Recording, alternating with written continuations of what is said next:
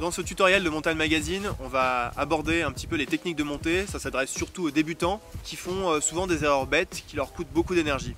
En fait, faire le pas glisser, on a l'impression que c'est évident, on va glisser avec le ski, mais finalement, il y a les pros, ceux qui vont vite, ceux qui perdent pas d'énergie, et il y a le débutant qui se rend pas compte pourquoi il est fatigué en haut du col alors qu'il a une bonne condition physique a priori. En fait, ça tient souvent à plusieurs éléments. On remarque que le débutant, il va marcher un petit peu en canard. Il va pas suivre droit la trace et malgré lui, il va faire un peu comme ça. Donc, c'est pas l'idéal. On perd l'énergie, on va pas droit.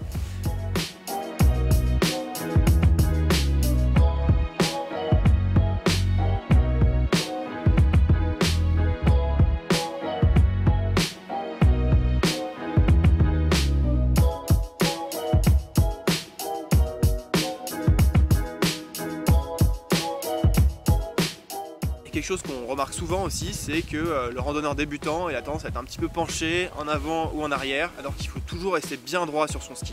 Toujours rester bien droit à la montée, ça la garantit d'avoir un bon équilibre, et si on a un bon équilibre, on va plus vite.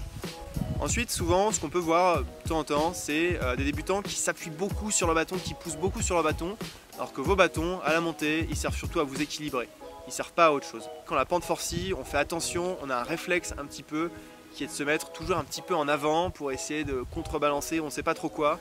Au contraire, quand la pente forcit, on reste toujours bien droit. Le principe de rester équilibré, il vaut toujours très bien.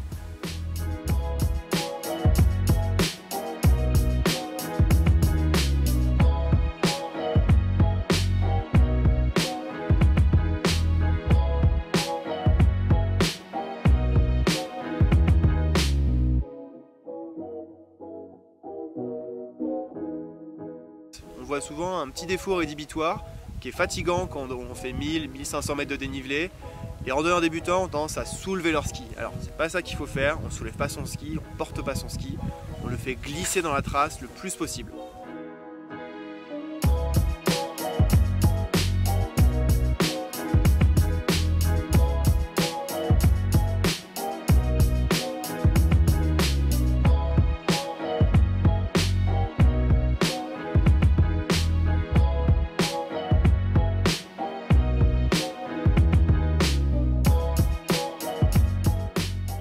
Toutes les fixations de ski de randonnée à insert possèdent des cales de montée. Quand on est à plat, le talon il frappe naturellement le ski au niveau du patin.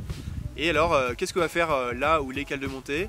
Elle va empêcher le talon d'aller jusqu'en bas, donc ça va rajouter quelques centimètres, parfois c'est estimé en degrés ou en millimètres, et donc ce qui fait que le talon ne va pas arriver jusqu'en bas du ski, et donc fatalement on va faire des foulées, des pas glissés plus courts. Quand c'est très plat, on peut faire un pas glissé assez long, donc toujours bien droit comme on l'a dit.